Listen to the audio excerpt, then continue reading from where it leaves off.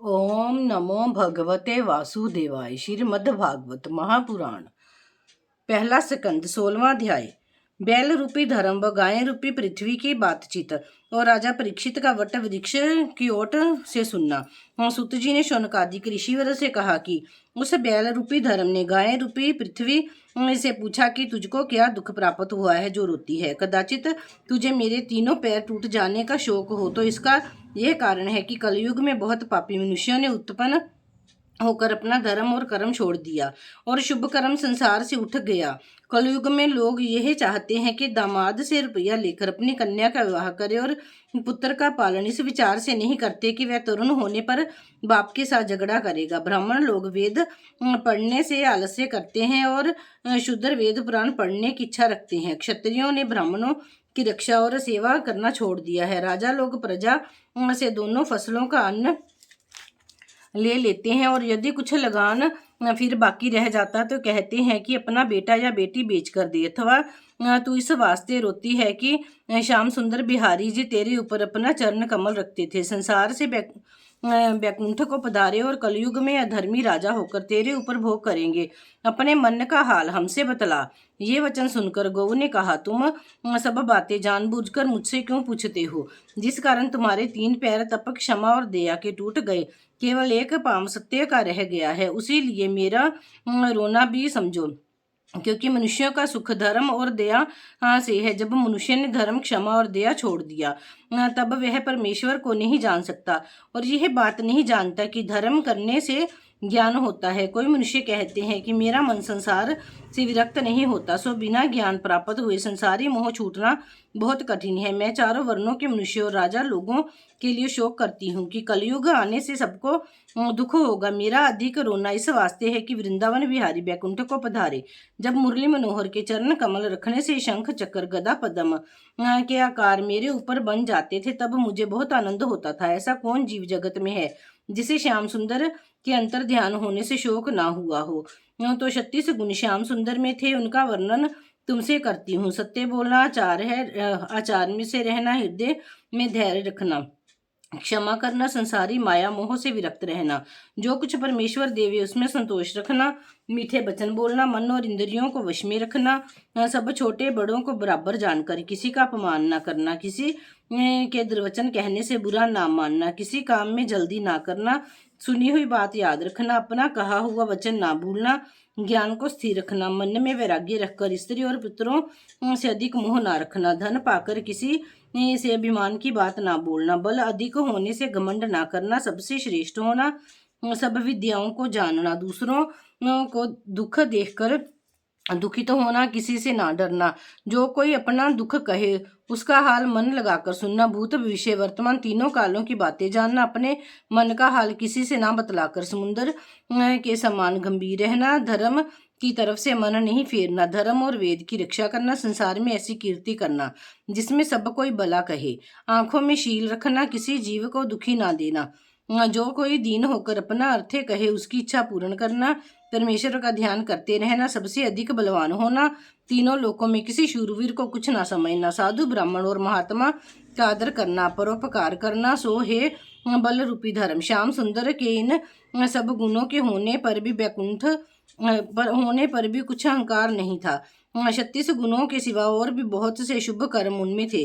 जिस समय उनको याद करती हूँ उस समय मेरा कलेजा फट जाता है। देखो, जिस लक्ष्मी के मिलने के वास्ते सब देवता और संसारी मनुष्य इतना तप और जप करते हैं, वही लक्ष्मी कमल वन को छोड़कर दिन रात श्याम सुंदर की सेवा में रहती है। ऐसी मुरली मनोहर की मैं दासी हूँ। जब द्वापर के अंत में तुम्हारे 2 पैर टूट गए और मैं कंसादिक राजाओं के अधर्म करने से दुखी हुई थी, तब बैकुंठनाथ ने युद्धकुल में अवतार लेकर हमारा और तुम्हारा दुख छुड़ाया और अपनी कीर्ति संसार में फैलाई। ऐसे परोपकारी के वियोग का दुख कौन सह सकता है? गाय रूपी पृथ्वी बैल रूपी धर्म से ये कहती थी और राजा परीक्षित खड़े सुनते थे। 17वां अध्याय। कलयुग का बैल रूपी धर्म व गौ रूपी पृथ्वी के पास आना, कलयुग व राजा परीक्षित से बातचीत होना, परीक्षित का कलयुग में रहने के वास्ते स्थान बतलाना। सुत जी ने शौनकादिक ऋषिवरों से कहा कि उसी समय रथ पर सवार वह शूद्र बहुत सी सेना साथ लिए राजाओं का वेश बनाए काले कपड़े और मुकुट पहनने से, उल्टा हाथ में बांधे गायें और बैल के पास आकर रथ से उतर पड़ा और बैल व गाय को पैर से ठोकर मारकर धमकाने लगा। उसका रूप देखकर वे दोनों ऐसे डर गए कि गाय आंखों से आंसू बहाने लगी और बैल ने मल व मूत्र कर दिया। जब ऐसा धर्म राजा परीक्षित से नहीं देखा गया, तब राजा ने वाण निकालकर धनुष पर चढ़ाया और बड़ा क्रोध करके कलयुग से कहा, मैं सातों द्वीपों का राजा हूँ। तू किस देश का राजा है जो हमारे राज्य में राजाओं का वेश बनाकर मेरी प्रजा को दुख देता है? राजाओं का यह धर्म नहीं है कि वह किसी को दुख दे। श्री कृष्ण जी महाराज त्रिलोकीनाथ मृत्यु लोक से अंतर ध्यान हुए और हमारे दादा गांडीव धनुष धारण करने वाले अर्जुन वैकुंठ को गए। इसीलिए तू पृथ्वी को बिना राजा के समझकर गाय और बैल को ऐसा दुख देता है। धर्म करना छोड़ दे, नहीं तो अभी तुझको मारे डालता हूँ। कलयुग यह बात सुनते ही राजा के डर से चुपचाप खड़ा हो गया। तब राजा ने बैल से पूछा कि तुम कौन हो और तुम्हारे 3 पैर किसने तोड़े हैं? तुम कोई देवता हो तो नहीं हो? मुझे भ्रम में डालने के लिए तो नहीं आए हो?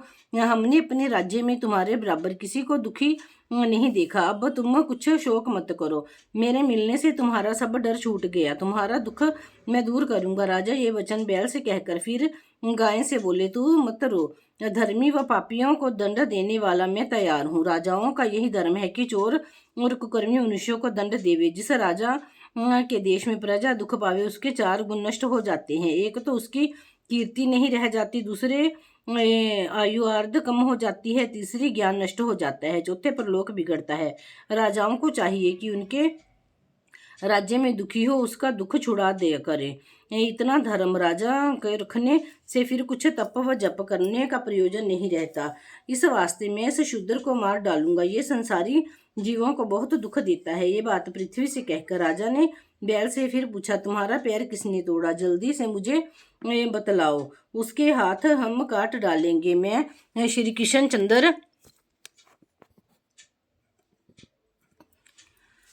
का दास हूँ, तुम्हारा दुख ना छुड़ाऊंगा तो मेरे कुल में दोष लगेगा। कदाचित कोई देवता भी मेरे राज्य में आकर किसी को दुख देवे तो मैं उसे भी मार सकता हूँ।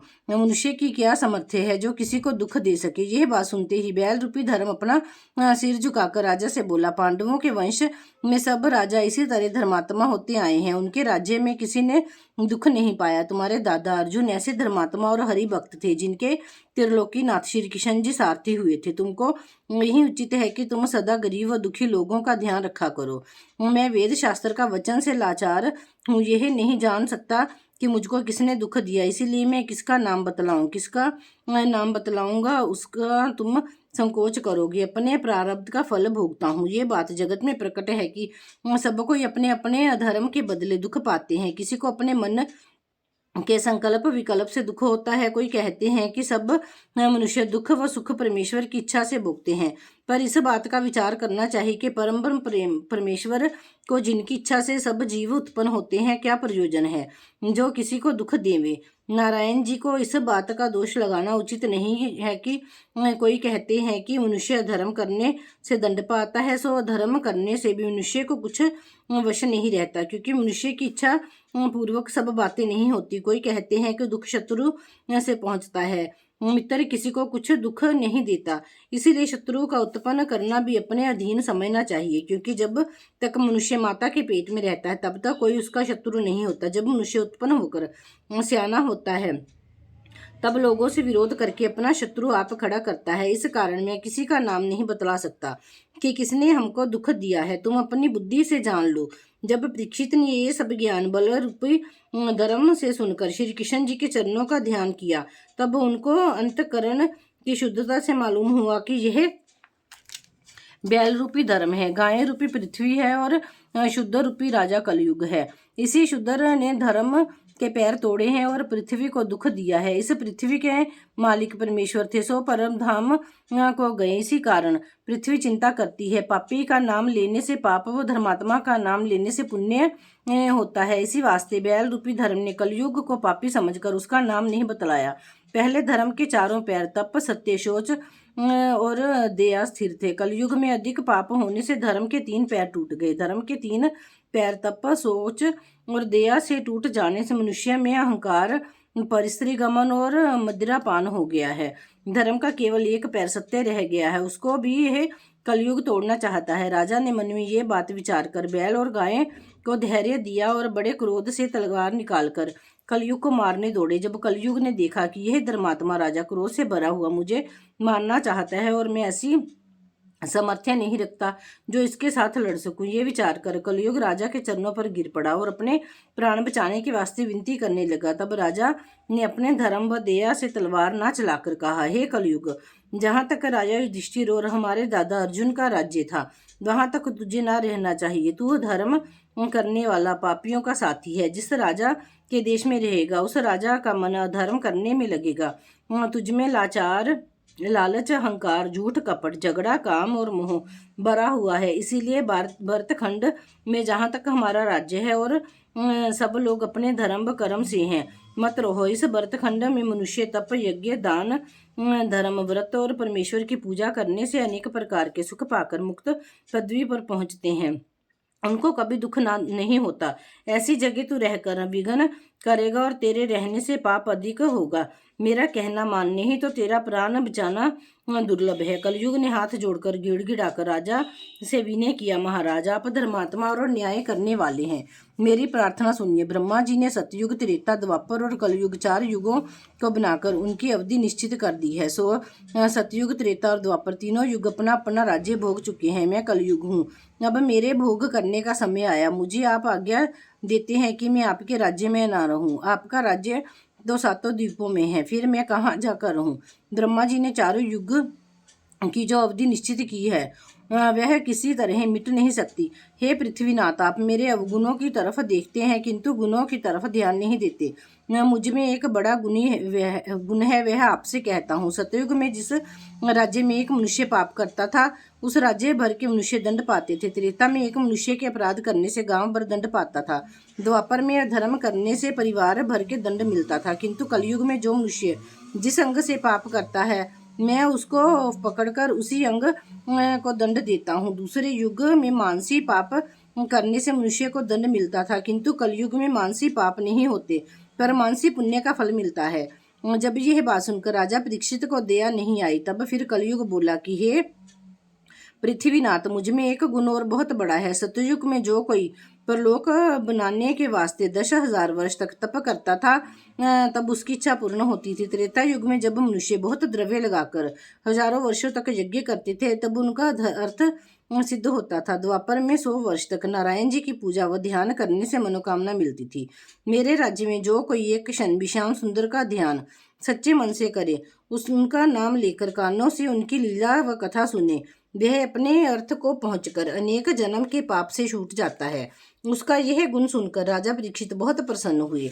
तब कलयुग ने कहा, हे पृथ्वीनाथ, दया करके मुझे जीवन दान दीजिए और जहाँ कहिए वहाँ जाकर रहूं। मैं आपसे बहुत डरता हूँ, आपकी आज्ञा में रहूंगा। जब कलयुग ने हाथ जोड़कर इस प्रकार विनय किया तब राजा ने उसे दीन जानकर अपना धर्म विचारा कि शरण में आए को कोई नहीं मारता। ऐसा समझकर बोले, हे कलयुग, जिस तरह मनुष्य जुआ खेलता है, जहाँ मदिरा पीने के वास्ते बिकती है, जिस स्थान पर वेश्या रहती है, जहाँ पर जीव हिंसा होती है, वहां जाकर तुम रहो। ये सुनकर कलयुग ने फिर राजा से दीन होकर कहा, इन 4 जगहों में कुल व परिवार नहीं रह सकता।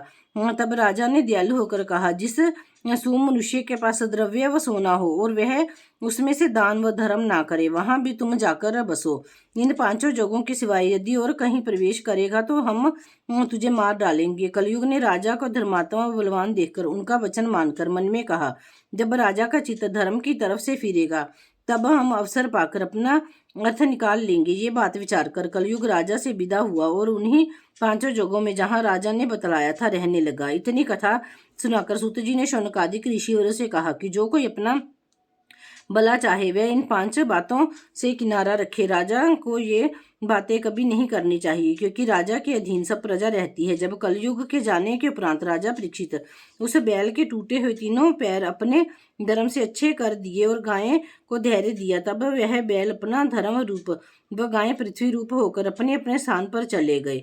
राजा ने राजगद्दी पर आकर यह हाल ब्राह्मणों और ऋषिवरों से कहा। वह लोग सुनकर बोले, हे राजन, तुमने बहुत अच्छी बात किया, अब तुम्हारे राज्य में कलयुग प्रवेश नहीं कर सकता। फिर राजा परीक्षित ने अपने राज्य में ऐसा ढिंडोरा पिटवा दिया कि कोई जीव हिंसा ना करे, मदिरा ना पीवे, जुआ ना खेले, द्रव्य पाक करे, यथाशक्ति दान देवे, पर स्त्री गमन ना करे। जो कोई देवता, साधु, संत, ब्राह्मण, गोद, वेद और शास्त्र को ना मानकर इन पांचों में से कोई काम करेगा, उसका हम अन्न व धन छीन कर दंड देंगे। परीक्षित के डर से उनके राज्य में ये सब धर्म करना लोगों ने छोड़ दिया। राजा परीक्षित धर्म बढ़ाते हुए हस्तिनापुर में राजकाज करने लगे। सदा लीला और कथा परमेश्वर की सुनते थे और उनके चरणों में ध्यान लगाए रहते थे। उनके राज्य में सब प्रजा भी अपने धर्म में रहकर आनंद में रहती थी।